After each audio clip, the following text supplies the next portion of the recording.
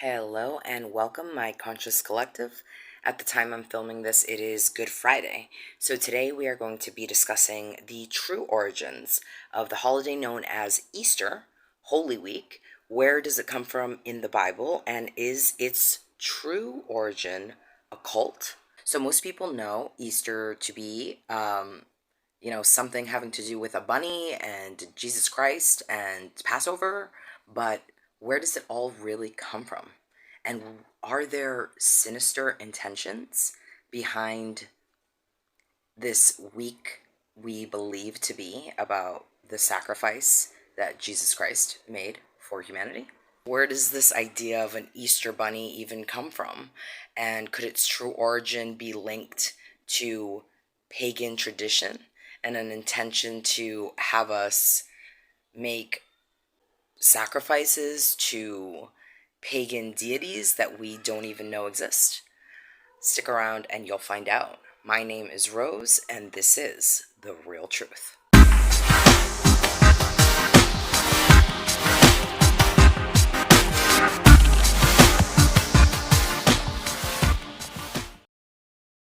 So, when I was a little girl, I remember asking my father about where the origin of Easter comes from.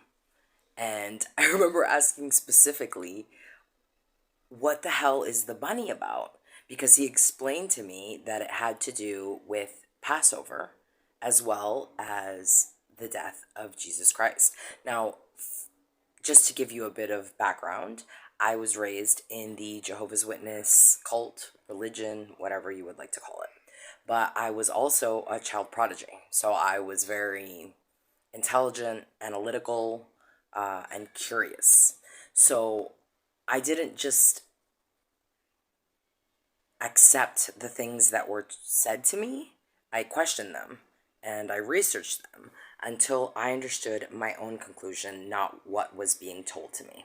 So, having that personality type, I was never really indoctrinated into the beliefs of the religion itself, even though my family was.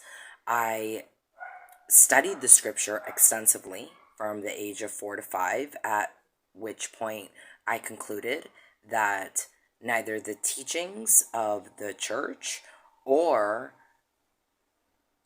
what I had understood from the Bible made sense to me based on a number also of life experiences that I will, that's a story for another day. I concluded that God simply didn't exist. This was, of course, before the numerous transformations and spiritual awakening that happened many years later, where I understood the truth about spirituality. But I was not willing to accept what I was being told because it honestly didn't make any sense to me. However, having that strong foundation of understanding from perspective of research, an analytical perspective of the Bible, I did understand its stories in depth. And so I'm going to quickly talk about the supposed origin of Easter from the Bible, which is Passover. And I'm going to explain that quickly. If you guys already know exactly what happened during Passover, then you can skip over this part. But basically, to summarize, Moses, which a lot of people will know who that is from the Bible, who God prophesied would liberate the Hebrew people from enslavement by the Egyptian Pharaoh. God had prophesied that there would be a firstborn Hebrew son that would inevitably overthrow the Egyptian Pharaoh and liberate the Hebrew people from enslavement. Now, in order to prevent this, before Moses was born, the Pharaoh of Egypt, which I believe was the first Ramses, made an order to kill the firstborn son of all the Hebrew people in order to prevent what was prophesied. But of course, you can't stop God's prophecies, so that was inevitable. So what happened was that Moses' mother, who was a Hebrew slave, in an effort to save his life, put him in a basket and sent him down the Nile River. He was found by the daughter of the Pharaoh and raised as her son. being a prominent member of the royalty. And when he became older and found out his true origin, where he was really from, and that he was actually of Hebrew descent, the firstborn son of a Hebrew slave, um, that's when he began his mission towards helping and saving his people. As we all know, the "let my people go." So he left back with his people, and ultimately God sent him back to face the Pharaoh of the now Pharaoh of Egypt, Ramses II, who was his adopted brother. And he told him, God gave him many, many warnings to tell them to liberate the people, the enslaved Hebrew people. And he refused. That's when all the plagues came and all that. Now, the last warning, even after seeing all of the plagues that had happened and everything, he still would not free the Hebrew slaves. And so God said, on the evening of Passover, if he refuses to liberate the Hebrew people, then the firstborn son of all the Egyptians would be killed that night. And Passover is the celebration of when God asked the people of the Hebrew nation to put goat's blood on the outside of their home in order to signify that they were God's chosen and or part of the Hebrew community, and their firstborn child would be spared. Now, I always thought that's like really cruel and harsh, and I'm not sure if that would be karmic justice, because I mean, what do those people have to do with the Pharaoh being an asshole and not giving a shit about, seeing all the warnings or whatever? He's not the one who's paying the consequences. But in any case, that's neither here nor there. That is the story of Passover, and that is supposedly what we celebrate when we celebrate Easter. Now, I thought it was really weird to even celebrate that at all, because God never says in the Bible, and Jesus never mentions the celebration of Passover. I mean, why would you celebrate the day that a bunch of babies got slaughtered? I always thought that was weird, and it didn't make sense to me. So then what, again, does that have to do with the freaking bunny? And that's exactly what I said to my father. And he said, I don't know, that's just like some crap that's invented to like sell candy or something. But that's not the real reason why. The only thing that I ever knew about Holy Week was that there's Palm Sunday when it starts. There's Ash Wednesday, which people put ashes here. But like what it's supposed to mean is ashes to ashes, dust to dust. It's supposed to remind us of our like mortality, and so make us more humble. I don't know, I don't think that makes any sense, but no offense to any, I respect all of your beliefs. That's just for me. And of course, I was not raised Catholic. As I said, I was raised in another branch of Christianity, which is very cultish. But so I know Ash Wednesday, Good Friday was meant to symbolize, like, I don't know, a day of fasting and repentance or whatever for Jesus' sacrifice. And then Sunday, Easter Sunday, is meant to, be a tribute to the sacrifice that Jesus Christ made for humanity's sins. But the celebration of Easter itself didn't make sense to me. And that's because its origin has nothing to do with Passover or even the Bible. It actually has more to do with spring equinox, as well as occult pagan deities, meaning gods that are not the God, not the Most High, but other pagan gods, and making sacrifices to them. There's issues with even the Bible itself. Very serious issues having to do, I'm not going to get into all the details of it, but obviously we know there's like a million versions of the Bible, and the most recent version that we use is called the King James Version of the Bible. So that means that King James decided that whatever it is that he wanted to, oh, I'm so sorry, these freaking dogs won't shut up, that he was going to make his version of the Bible with whatever it is that either was convenient for him, or that benefited the patriarchal or hierarchical or status quo or whatever it is. Either, whether that's, repressions of women's rights, or I'm not going to get into it. There's like a million reasons why they changed a bunch of things. It was to suit their own interests, not what the Bible actually said when it was written. But that doesn't mean that we cannot find valid, wonderful lessons in the stories that are found within the Bible, and it also doesn't mean there is not some historically accurate information, such as, the existence of Jesus.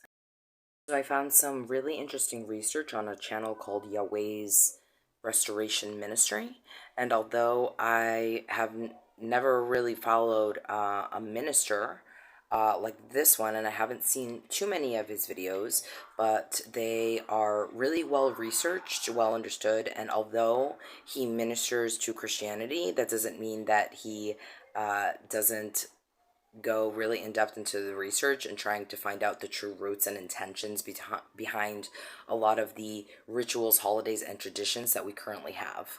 So let's take a look at a little bit of that. I want to remove the suspense. We don't find this day within Scripture. We find it within pagan worship through antiquity. Matter of fact, it goes back thousands of years, really, but today we're going to focus on the word Easter and the origins of Easter itself. And I want to read three different sources. The first one is from the International Standard Bible Encyclopedia. Very, very reputable source, by the way. And here's what it says about the origins of Easter. It says, the English word, and again, this is Easter, the word, comes from the Anglo-Saxon Esther, or Estera, a Teutonic goddess to whom sacrifice was offered in April. So the name was transferred to the Paschal Feast. Now, the word Paschal here refers to the Passover, not to the Easter. So we see here that Easter replaced Passover. Now, we know historically and scripturally that the only day the apostles and the Messiah observed in the New Testament was the Passover. Never once do we find Easter. I know it's in the King James. Believe me, it's not in the Greek. It's not in the New Testament scriptures. It's simply missing from antiquity. So when did the church adopt the Easter celebration? Well, let's find out. I'm going to read another source here. This is from the New Unger's Bible Dictionary. Again, a very reputable source. It says the word Easter is of Saxon origin. It says Estra, the goddess of spring, in whose honor sacrifices were offered about Passover time each year.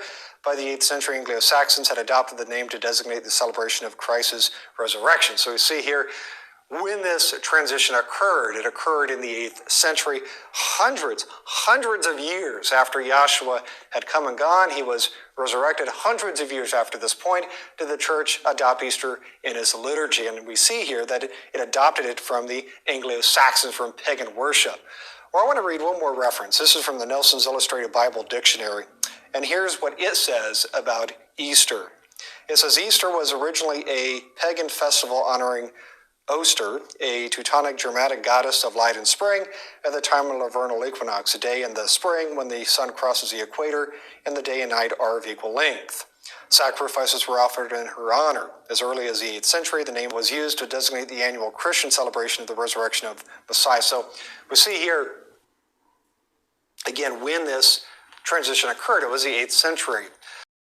So as we see clearly, the origin of Easter has more to do with the spring equinox goddess, the goddess of spring, of which the holiday is named after this spring goddess of equinox in honor of her.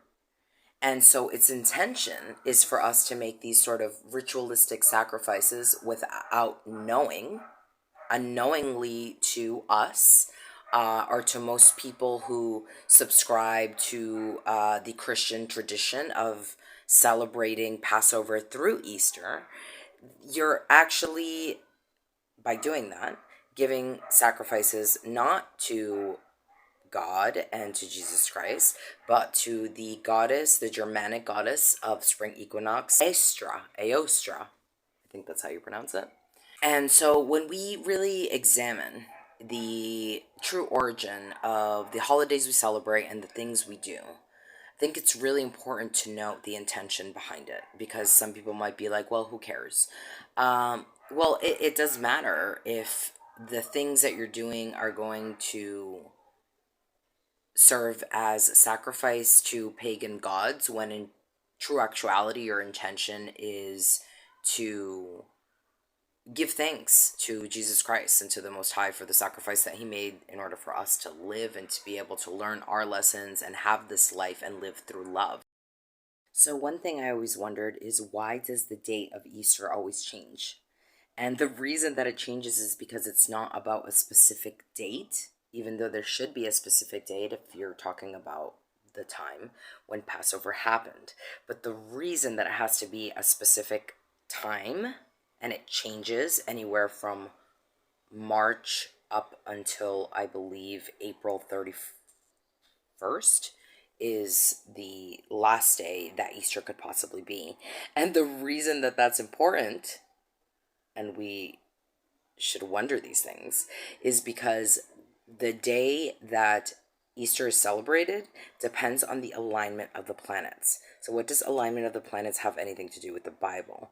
Now, the reason that that's important is because the intention of these sacrifices that are made to this spring equinox goddess Aostra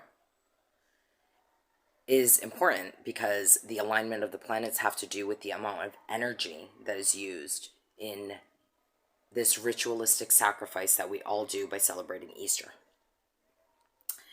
And that's where the bunny comes in. So the reason that the bunny was made as the representation of Easter is because it represents fertility, spring, renewal, rebirth, and the time of the spring equinox, which is basically the rebirth of the planet.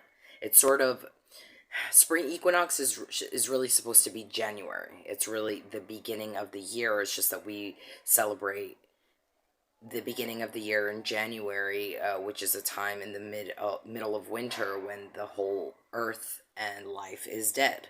So it doesn't even make sense when we start the year, because originally it should have been 13 months in a year, and then all the planetary alignments would be perfect, and every single month would have 28 days, and it would make sense. So of course, in order to disconnect us from our divine origin, then those things were manipulated, they were changed, just as the origin of Easter, which is supposed to be for celebrating Jesus and Passover, was actually hijacked and turned into this holiday where we actually celebrate some Germanic spring goddess that nobody knows about, and that's actually what we're doing. So I hope this helped spread light and clarity on the origin, the true pagan occult origin of Easter, what we're really celebrating when we celebrate Easter, and then just help us to put our intentions in the right place, because regardless of whether you do celebrate it or not, just make sure your intention is to give thanks to Jesus Christ or to the Most High, and as long as your intentions are loving and pure, then that's all that really matters. But it is always important to know the truth, because truth is all there is.